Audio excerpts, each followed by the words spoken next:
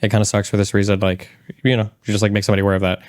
And I feel like assuming the person is on your side, which I think most people who were involved in that were roughly on the same side politically, maybe, that should be like a very easy thing to do. But instead, everything becomes this huge meta blow up, and it's not even about the thing. It becomes about the response to the thing, and then it becomes about the response to the response to the response to the thing. And by the time it's like 2 levels removed, nobody even knows what's actually being spoken about anymore. And then events are being destructed because of these meta conversations that are evolving on TikTok for no good reason, I think. And you know what? And you put up a good thing. I think TikTok in itself is not a great place for people to have conversations like this because if we be honest, TikTok is a place where people try to make money. So we do these live stream. People always trying to do your gotcha moment, trying to get as much people to enter their live stream. So when it comes to this, we have a more volatile state in this conversation. Not saying that the individuals in the stream or in the live was trying to gain more people to enter, but what we know when there's people watching and you're having a conversation, emotions get erupted, and both sides can have that emotion and things can go left real quick. So I think like having discussions on live about with certain things and it goes left, I think it's unfair because in real life, I think the conversation would have been completely different. And I think that's the problem that I have with most people because when it comes to like, all right, so obviously we live in a day and age where technology is so advanced and now we can do things that other activists cannot do or other people who speak about these things cannot do. We can reach millions of billions of people through the internet, and because of that it becomes a more dangerous place for people to speak in because when mistakes are made, it's made in front of hundreds of thousands of people, which makes more people more volatile into speaking out, if that makes sense. Sure. So and sorry, go ahead. Yeah, I mean, okay. I mean, I feel like what do you think? Wait, so do you think we disagree on anything, or are we just? Well, so and that's why I was trying to really figure it out. I think where the disagreement lies is the idea that what Z did can be seen as a minute thing because it can be extremely dangerous in that sense. And the only reason why I say that was because if we look at the microaggressions with Z, if let's just say it hasn't been pointed out, right? Or let's just say it was pointed out in a meager way, that there's a high percent chance that she would have had that same what's the word I'm looking for? Not attitude. Well, let's get to the actual thing that she did in a second. But before that, things can be minute things and can build into larger things. We have to have the language to describe things. We can't say that every single thing is the worst thing because a small thing can become the worst thing, right? That's true. That's true. Like microaggression literally has micro built into the phrase. Like, so it definitionally it's a small thing. What?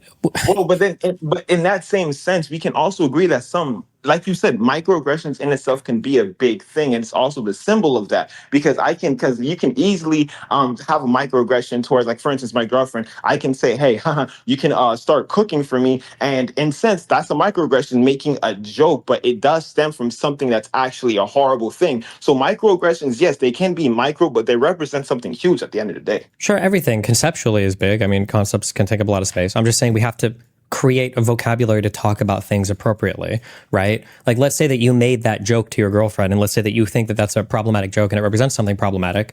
There's a difference between you making that joke versus you telling her to cook some food for you. And then if she doesn't, you're going to go upside the head with a brick and beat the shit out of her until she's barely breathing because she didn't cook for you, right? We can't say that these two things are both huge problems. We have to have different adjectives to describe the scale of the difference between these two actions, even if both of them might come conceptually from a neighboring or similar place, right?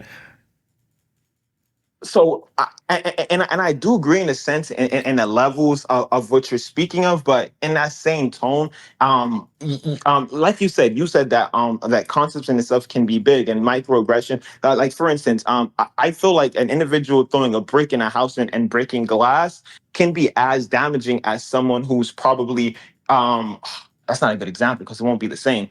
Damn, I can't even figure out the words exactly to say because I do agree in the idea of certain things being bigger than the other. But the thing is that microaggressions can be easily dismissed, and that's the world we live in. That's the problem that we have. Because for instance, even me, when Z did that, I low key did dismiss the idea, although it's only because sure that can be. I understand that can be an issue with microaggressions. That doesn't change what I'm saying at all, though, right? Would you rather live in a world where everybody microaggresses, or would you rather live in a world where Black people get randomly lynched? But that's the thing. Microaggression in itself can cause that. The If you thing had to is, choose one or cannot the other, if you that had to world choose, itself, if you had to choose, that's impossible to choose. That well, world is one. well, Because but in order for no, no, that no, no. microaggression, Look at your causal link is backwards. What did we have first? Microaggressions or slavery? slavery, but guess what? It built microaggression. So you cannot have the microaggression without the slavery to happen. That's like making microaggression patriarchy without patriarchy Yeah, but that's existing. good. It It's would but have to exist. that is bad as it is. That represents progress, right? Like a scar isn't the best thing in the world, but a scar is better than a bleeding wound, right? So a scar is a wound that is it's at least healed to some extent. Like I by disagree because in hold itself, on, wait. that's You also disagree that a scar is better than an open wound? no. I disagree. You calling it a score? Hold on, wait. Because Do you think that a scar is better than an open wound? Not, I just have to. We have to agree on something. Is a scar better than an open bleeding wound? no? It is. It is. Excuse me. Excuse me. Yes, it Yes. is. Yes, Okay. it is. Is it better if you have a society full of microaggressions or a society full of like lynching and slavery?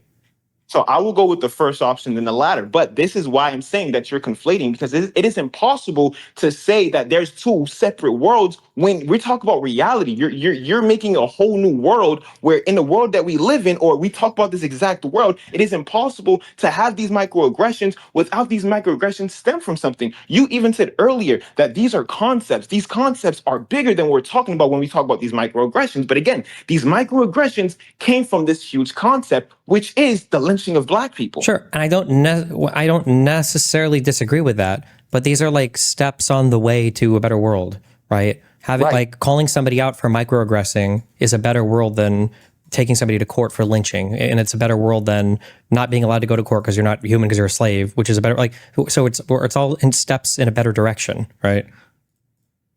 Right, but it also leads a domino effect. So let's just say I make that joke towards my girlfriend and she says something, right? That's a learning experience, but we're all humans and we understand that learning in itself is going to take a while. So there's a good chance that I'm going to make this step again and again and again. And at this point, we have to ask the question, when are we going to take this microaggression seriously? Because again, we understand that all white people do have internal racism because of the system that's built into that. It's not even saying that being racist in itself is a bad thing. It's a label that the Well, what the is that when we say everyone has? I mean, like, do you think that all black people have racism built into them?